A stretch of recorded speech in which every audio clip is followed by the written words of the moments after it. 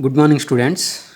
In previous classes, we already discussed about discovery of subatomic particles. Now, in this class, we will discuss about atomic models.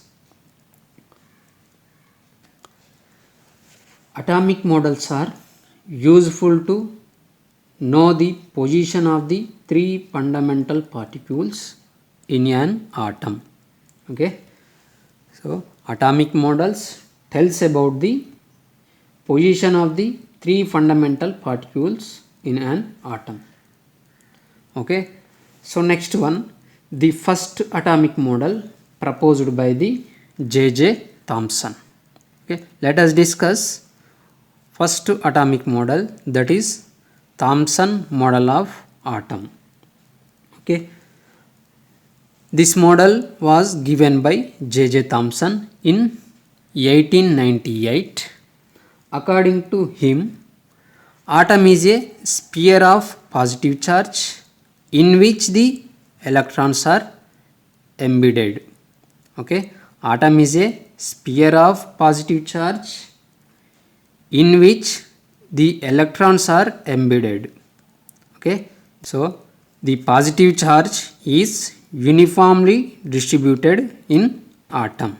Okay, so second one is the negative charged electrons are embedded like seeds in watermelon. Okay, according to J.J. Thomson, the negative charged electrons are embedded like seeds in watermelon.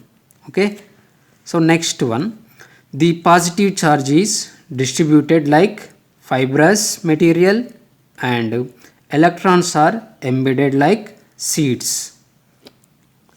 Okay, so next one, an important feature of this model is that the mass of the atom is assumed to be uniformly distributed over the atom.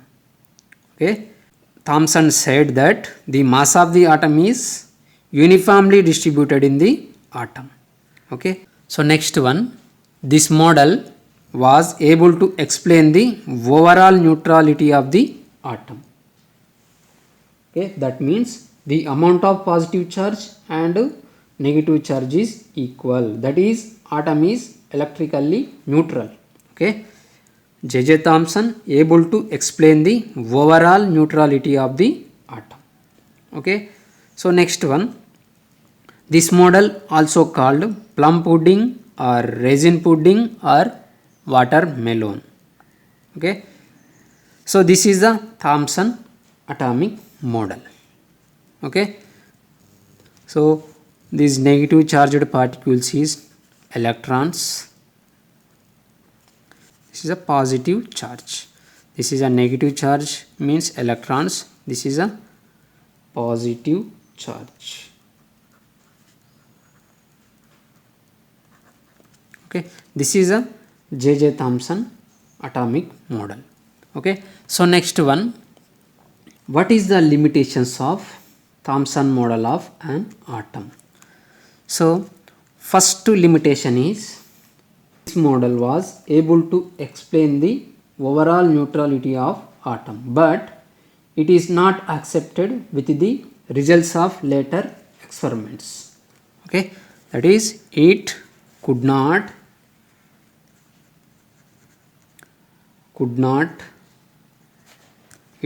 explain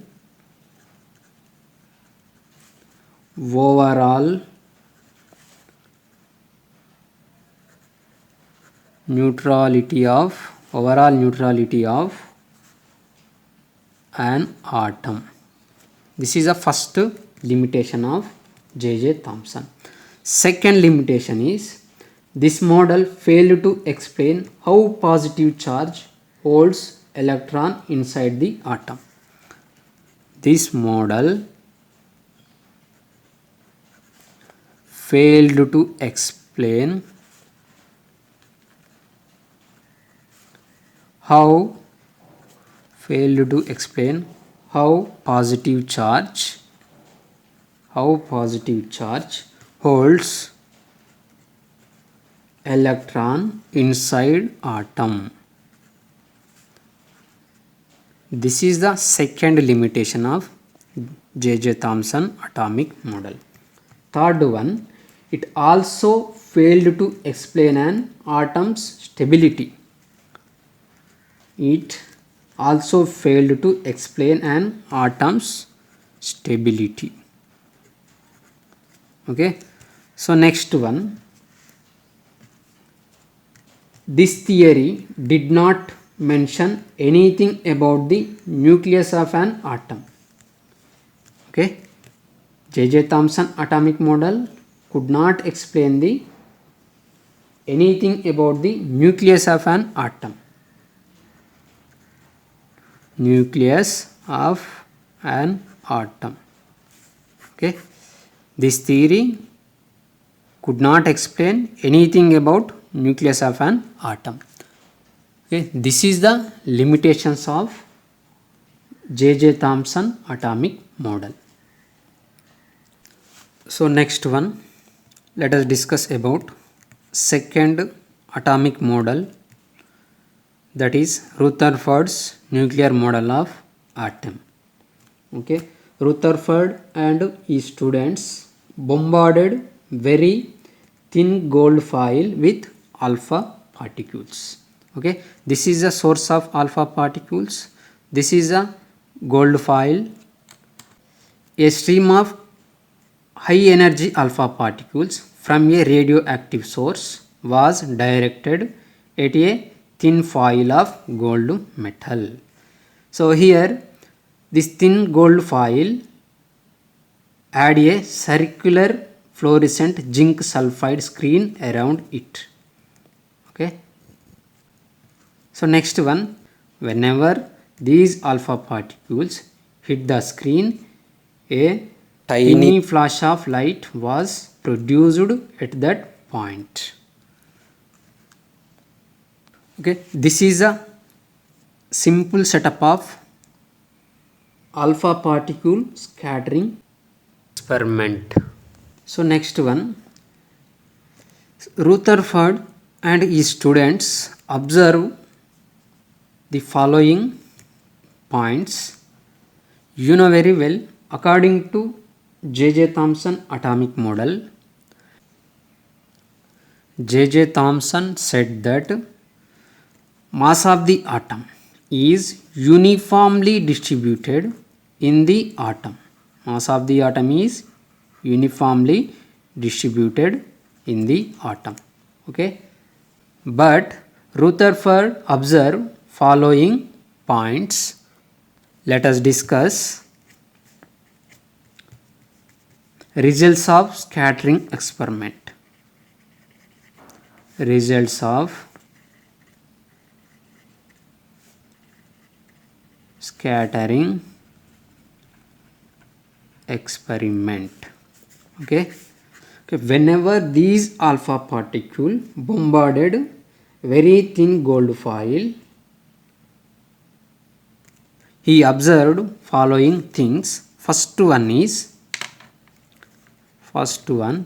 nearly 99.9% alpha particles passed undeviated or undeflected. He observed first one is nearly 99.9% alpha particles passed undeviated or without any deflection. Undeviated. Okay, second observation, he observed some of the alpha particles were deviated by small angle. Some of the alpha particles were deviated by small angles. Okay,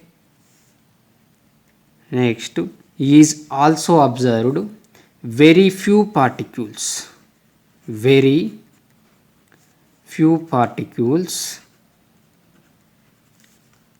return back are deflected by large angle, are deflected by large angle around 180 degrees. Okay, he observed these three things. One is nearly 99.9% alpha particles passed undeviated or undeflected. Okay, so next one, some of the alpha particles were deviated by small angles.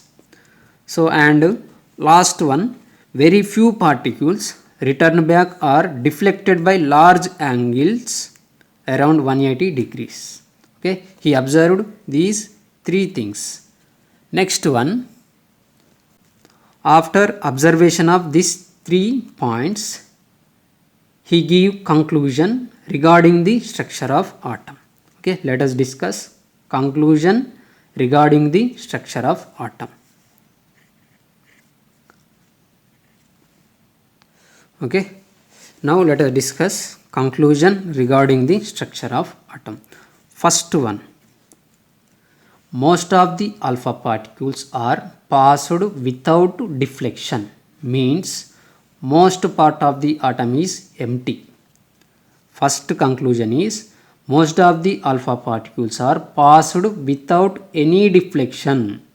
So that means he said that most part of the atom is empty. Okay, most part of the atom is empty. Okay, so second one is few alpha particles are deflected, means the charge is concentrated at the center of the atom. Few alpha particles are deflected, means the charge is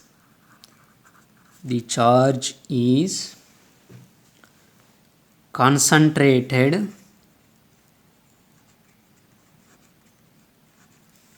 at the center of the atom. Okay, this is a second conclusion. Third one is very few alpha particles are bounced back, means entire mass also concentrated in a small volume at the center of the atom. Okay, very few alpha particles are bounced back, means entire mass also concentrated in a small volume at the center of the atom. Okay, third one is entire mass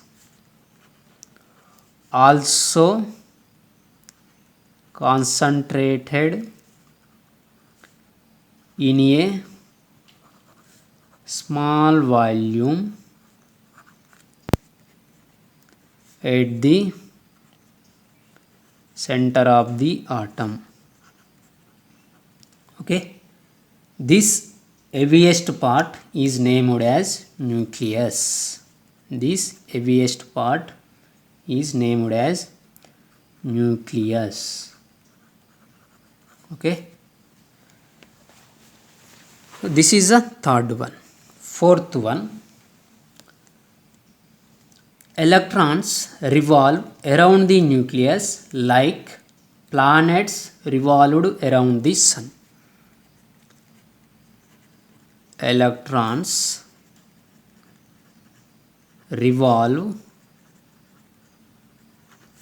around the nucleus like planets revolved around the sun. This is a fourth conclusion. Next, last one. According to Rutherford atomic model, the radius of the atom is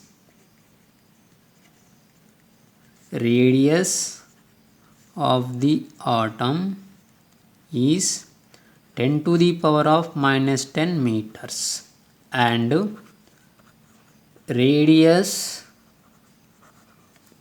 of nucleus is 10 to the power of minus 15 meters. Okay, according to Rutherford atomic model, radius of atom is 10 to the power of minus 10 meters and radius of nucleus is 10 to the power of minus 15 meters. Okay, Rutherford concluded these 5 points. Okay, first point is most of the part of atom is empty. Second one is charge is concentrated at the center of the atom. Third one is the mass also concentrated in a small volume at the center of the atom. Fourth one is electrons revolve around the nucleus like planets revolved around the sun. Last one, radius of the atom is 10 to the power of minus 10 meters and radius of nucleus is 10 to the power of minus 15 meters. Okay, this is a conclusion regarding the structure of atom.